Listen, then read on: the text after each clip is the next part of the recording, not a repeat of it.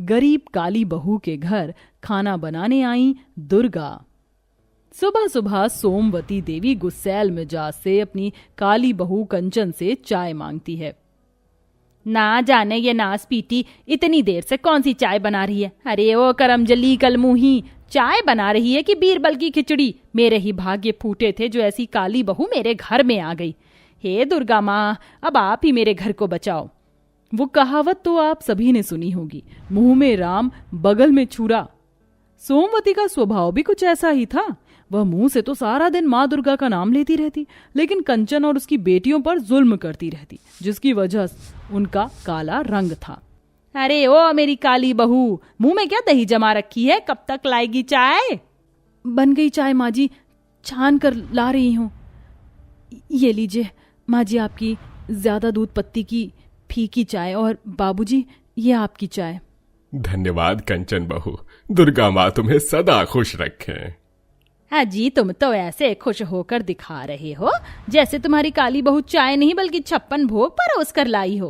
अरे तुम भी ना भाग्यवान, कभी तो मीठे मुंह बहू से बात किया करो। हाँ, ताकि कल को ये कलमुही मेरे सर पर बैठ जाए। सोमवती चाय की एक घूंट पीते ही थूक देती है। थू थू थू थू, क्यों री बेलुड़ी, ये कैसी बकवासी चाय बनाई है? तेरी शक्ल सूरत तो अच्छी नहीं है, तो कम से कम खाना तो अच्छा बनाया कर। मगर माँ जी, मैंने तो बिल्कुल वैसे ही चाय बनाई थी जैसी आपको पसंद है, मैं दोबारा बना देती हूँ। गुस्से में बिलबिलाकर सोमवती बनवारी जी को कोसने लगती है। तुम तो बस घूसे रहना अखबार में, इसके बाहर की दुनिया से मतलब नहीं है कि पवन के लिए जाकर पंडित जी से कोई लड़की देखने के लिए बोलाओ।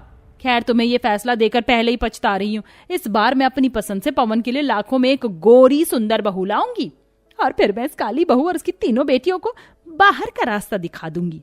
बेचारी कंचन सच्चे दिल से माँ दुर्गा की पूजा पाठ करती थी और अपनी सास की भी पूरे तन मन से सेवा करती थी, लेकिन सोमवती तो घात लगाए बैठी थी। थोड़े ही दिनों में सोमवती अपने छोटे बेटे पवन की शादी गोरी सुंदर दिव्या से करवा लेती है। वहीं माँ दुर्गा की 9 दिनों की नवरात्रि का व्रत प्रारंभ होने वाला था। देवरानी जी, 2 दिनों बाद से माँ दुर्गा की नवरात्रि व्रत शुरू होने वाली है। चलो हम दोनों मिलजुल कर साफ सफाई कर लेते हैं। ठीक है कंचन भाभी, मैं चलती हूँ। तभी दिव्या को रोकते हुए सास बोलती है।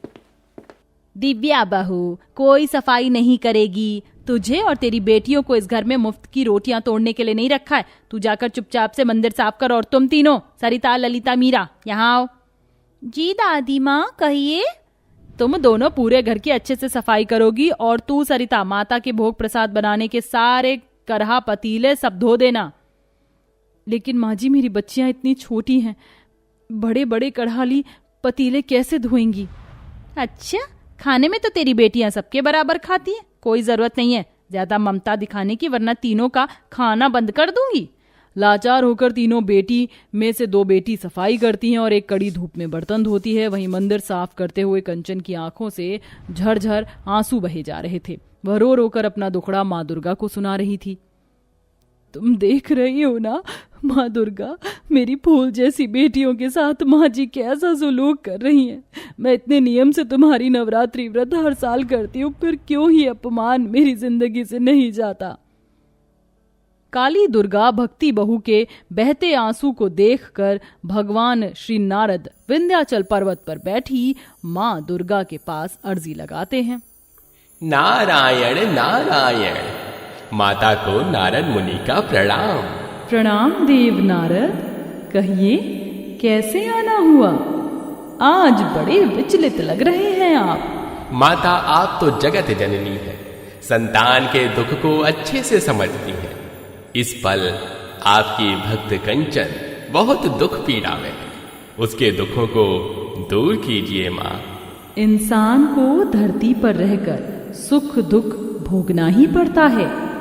देवर्षि नारद, मैं जानती हूँ कि कंचन पूरी सच्चाई निष्ठा से मेरी भक्ति करती है, लेकिन अभी उसका कुछ और दुख भोगना बाकी है। नवरात्रि के 9 दिन उसे बहुत कष्टों से गुजरना होगा। अगर उसके बाद भी वह मेरी भक्ति करना नहीं छोड़ती तो अपने फल पाएगी। लगभग रात ढलने तक कंचन और तीनों बेटी सफाई खत्म कर देती हैं। माँ जी, सफाई हो गई, अब मुझे थोड़े पैसे दे दीजिए माँ दुर्गा की स्थापना करने के लिए। फल, नारियल, आम के पत्ते, ये माला, चुनरी लाना है। तभी पल्ला झाड़ते हुए सोमवती ने कहा, हाँ, आई बड़ी दुर्गा मैया की स्थापना करने वाली। चल फुट यहाँ से, तेरे लिए मेरे पास एक फूटी कौड़ी नहीं है, और तू अभी के अभी अपनी इन सपोलन बेटियों को लेकर निकल जा मेरे घर से। ये सुनकर आंसू भरी आंखों से 7 साल की सरिता ने कहा, दादी दादी, हमने तो सारी सफाई अच्छे से कर दी, फिर आप हम सबको घर से क्यों निकाल रही हो? क्योंकि अब मैं तुम्हारा खर्चा नहीं उठाने वाली, समझी ना। सोमवती कठोर पने से काली बहू और उसकी तीनों बेटियों को घर से निकाल देती है। ऐसे वक्त में माधव परिवार से दूर शहर कमाने गया हुआ था। बेचारी काली बहू अपनी तीनों बेटियों को लेकर तूफानी रात में बेआसरे दर दर भटक रही थी। तभी बहुत जोरों की बारिश पड़ने लगती है और ठंडी ठंडी पूर्वा हवाएं चलने लगती हैं। आसमान से बड़े बड़े ओले बरस रहे थे। तभी एक पत्थर का टुकड़ा गिरकर 4 साल की मासूम मीरा के सर पर लगते ही खून बहने लगता है। माँ, मेरा सर! छलकते आंसुओं से कंचन मीरा को देखती है। मीरा मेरी बच्ची, कितना खून बह रहा है इसका, तो इस सुनसान सड़क पर तो कोई दिखाई भी नहीं दे रहा, किससे मदद मांगू? हे माँ दुर्गा, ये कैसी परीक्षा ले रही हो अपनी गरीब काली बहु भक्त की। सब कुछ तो छिन गया मुझसे, अब मेरे पास मेरी बेटियों के सिवा कुछ भी नहीं है मैया। तभी कुछ दूरी पर कंचन को एक फूस की झोपड़ी दिखाई दी और वह तीनों बेटियों को लेकर झोपड़ी में आ गई और लालटेन जलाया। झोपड़ी रोशनी से भर गई। नवरात्रि के पहले दिन सभी पैसे वाले श्रद्धालु, कोई अपने घर में संगमरमर की मूर्ति तो कोई अपने घर में माँ दुर्गा की सोने चांदी की मूर्ति की स्थापना करता है, जबकि गरीब काली भक्त कंचन ने अपनी पुरानी मूर्ति की स्नान करा के स्थापना की। स्थापना तो कर दिया, लेकिन माँ दुर्गा को भोग कैसे लगाऊंगी? मेरे पास 1 रुपया नहीं। तभी उसके आंचल में एक झनकार हुई। उसने खोलकर देखा तो कई सारे सिक्के बंधे थे। जय माँ दुर्गा, मैं जानती हूँ माँ, ये आपका ही चमत्कार है। उन पैसे से सूजी लाकर कंचन ने हलवे का भोग लगाया और बाकी 8 दिनों का सोचकर उसका मन दुविधा में आ गया। नवरात्रि का पहला दिन तो किसी तरह गुजर गया, लेकिन अभी 8 दिन बाकी बचे हैं। कन्या पूजन में भी पैसे लगेंगे, मुझे कुछ करना होगा। राह दिखाओ मैया। तभी एक गाय आकर उसके द्वार पर गोबर कर देती है। वह गोबर उठाकर आंगन में ले आई और उपले बनाने लगी।